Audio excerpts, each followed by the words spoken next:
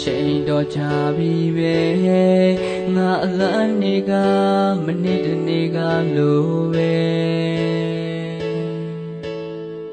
နေအကြောင်းငါစဉ်းစားလိုက်တိုင်းမျက်ရည်ကျလာတယ်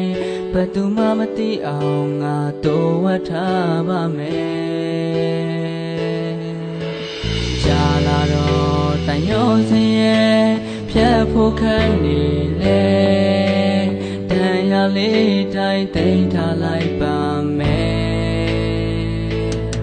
အတူတူရှောက်ခဲ့မှုရဲ့အင်းအခံမောင်ရဲ့အတူတူသွားခဲ့မှုရဲ့မြို့တဲ့လမ်းမတွေရဲ့အတူတူတောက်ခဲ့မှုရဲ့ကော်ဖီဆိုင်လေးတွေရဲ့အတူတူထားရှိခဲ့တဲ့ကတိသစ္စာတွေနဲ့ရဲ့ဘယ်တော့မှမခွဲဘူးနေပြောတဲ့စကားတွေရဲ့ငါပြန်ချမိတိုင်းအလွမ်းမြဲရှိလေဒီသရှင်လေးကြားရင်နေရောငါကိုတတိယမလား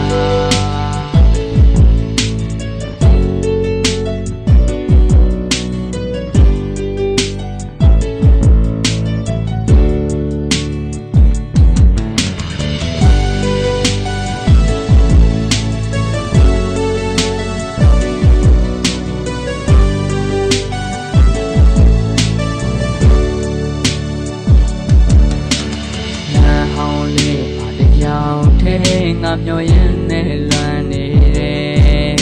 သူများတွေ့လေးတွေ့ရင်ကျွန်တော်မှာခိုးကငိုမိတယ်ပုံပြောကောင်းလို့နဲ့မင်းသမီးရဲ့နင်ပြောသမျှတိုင်းမှာမျောခဲ့အာရနဲ့အေဝါတို့တွေ့ရင်ရှိနေလောက်တယ်ရိုမီယိုဂျူလီယက်တို့တွေ့ရင်ငါကိုဝိုင်းပြောကြလိမ့်မယ်အခုတော့ငါတယောက်တည်းဘလို့လုပ်ရမှာလဲအတူတူရှောက်ခဲ့မှုရဲ့အင်းအခံမောင်ရဲ့အတူတူသွားခဲ့မှုရဲ့မြို့တဲ့လမ်းမတွေရဲ့အတူတူတောက်ခဲ့မှုရဲ့ကော်ဖီဆိုင်လေးတွေရဲ့အတူတူထားရှိခဲ့တဲ့ကတိသစ္စာတွေနဲ့ရဲ့ဘယ်တော့မှမခွဲဘူးနေပြောတဲ့စကားတွေရဲ့ငါပြန်ချမိတိုင်းအလွမ်းမြဲရှိလေဒီသရှင်လေးကြားရင်ငါကိုတတိယမလားမိတိုင်းတတိယပါတယ်နေရောလွမ်းနေမလားငါမေးလို့ဖြေခွဲဟန်ဆောင်လိမ့်လဲနေရင်ပိုပင်မှန်းလေးမယ်နေငါနဲ့တွေ့ကြရလို့စိတ်ညစ်ခဲ့ရလားဖြေခွဲ